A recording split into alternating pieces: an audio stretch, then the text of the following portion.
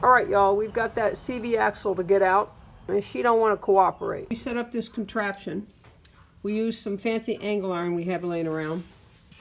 We attach it to the safety belt that we have around that CV axle. That's the safety belt is held in place with a band that we tightened, a metal band. So, and it's bolted in on the side. I don't know if you can see it right back over there. So, we bolted this angle iron together, brought it out here, and we affixed a 4x4, and we have some pieces of bracket here, metal bracket on both sides to strike up against with the sledgehammer. So what y'all want to do is keep your eye on that baby, and we're going to see if that moves. Okay, here we go, y'all. Oh, maybe It did it.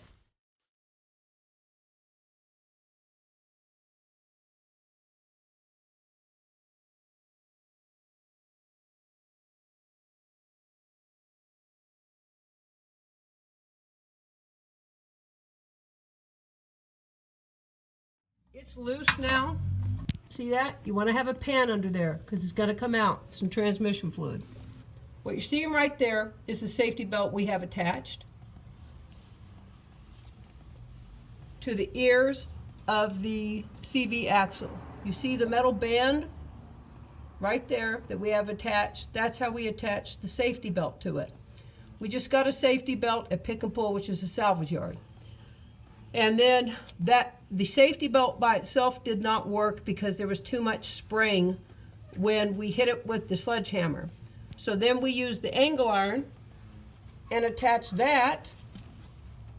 We used the angle iron, sorry y'all, a bunch of stuff. We attached it to the safety belt right there with the bolts that were already on it. Then we led the angle iron out here, like such, all the way out here to this 4x4 piece of wood. We did use these metal brackets, one on the front, one on the back, affixed with screws just to give us a little bit more strength rather than the wood alone. So we just used wood screws to do that. And we used some bolts we had around So to you can bolt all use this together. bed frame Yeah, that's or whatever, smart. you know, shelving metal. Anything you have that's stout. And keep this area square so when you hit it, both are being pulled with the same amount of tension. You want the equal length from the axle to whatever you have back here. We brought in the big boss and it took It it. feels like it's about 10 pounds. You all see the screw for that clamp right there.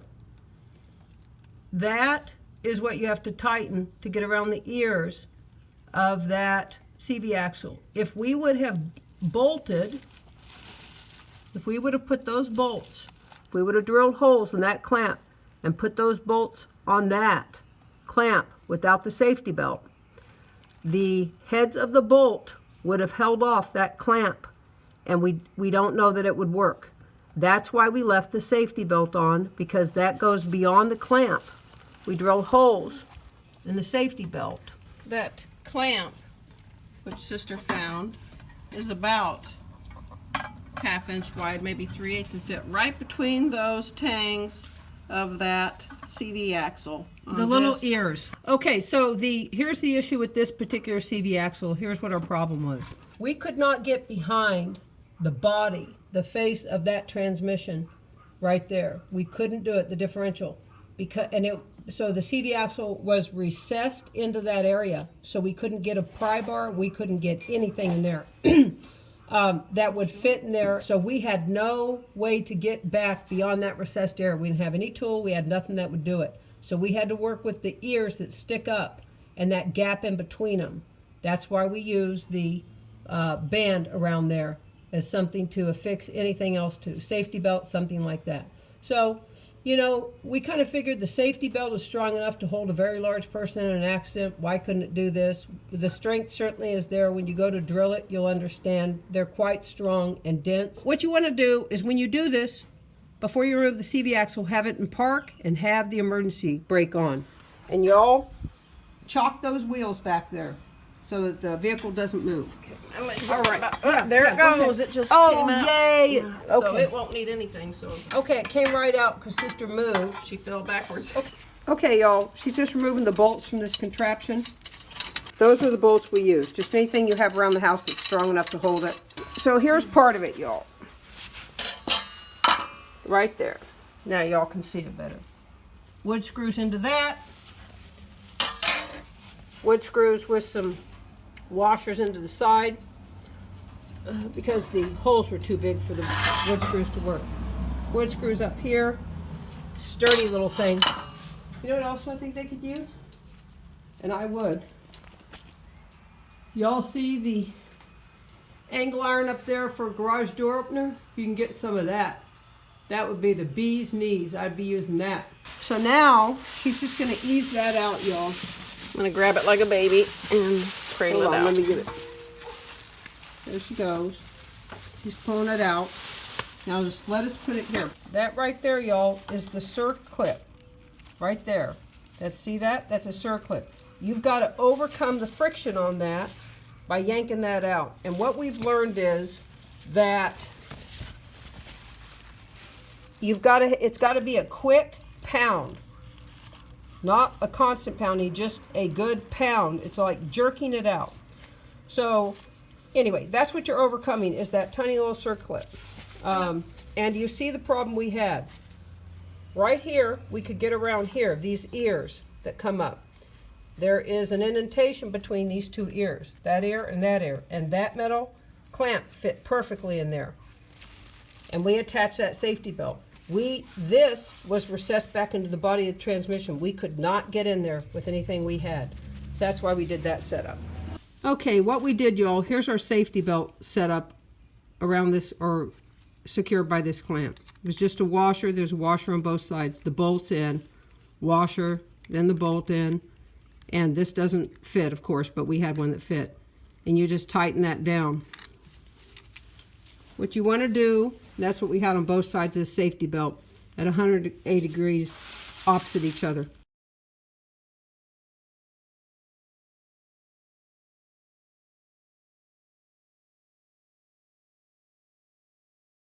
We had to drill holes in the safety belt. If you're going to do something like this, you want to start out with a small drill bit and go up to the size you need, because it'll just twist this as you're drilling. You'll hurt your fingers if it gets in the way. It does it quick.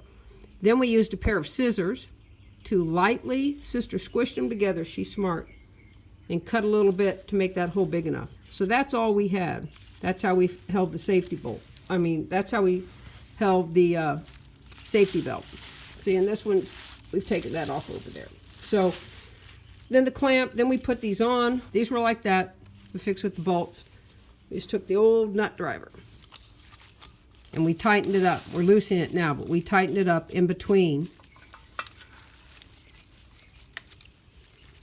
these ears. That one and that one. Fits perfectly, as you see, just perfectly.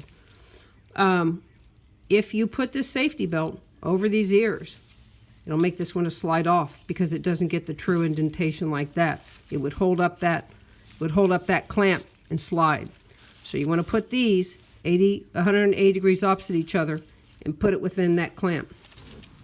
That's it, y'all. That's how we got this out. See the ears? Yeah, that's the shot. See the ears? This fit. Look how this fits perfectly. I just took the band completely apart, put it around there, and cinched it back together. And we had the safety belt on there. You know, we had to put the safety belt on once it was bolted. And then it was just a matter of getting that right, because the more you tighten this, the safety belts start to move. So you just, as this starts to get really tight, you make sure the safety belt, whatever you choose to use, is well positioned. Now, we'll show you, if we would have put this on, if you took this, you would have to get this angle iron positioned in one of these depressions where the ears aren't, because you have to have the head of the bolt back here. So if we would not have been able to get that out because of the spring of the safety belt, we would have done that next. Good point, sister. But it would have had to be, it has to be in here, just like these. Otherwise, the head of the bolt, we will demonstrate. If the head of the bolt is here, you can see that would work. but it holds it out. You don't want that. If you can do it, you want it here, right there, y'all.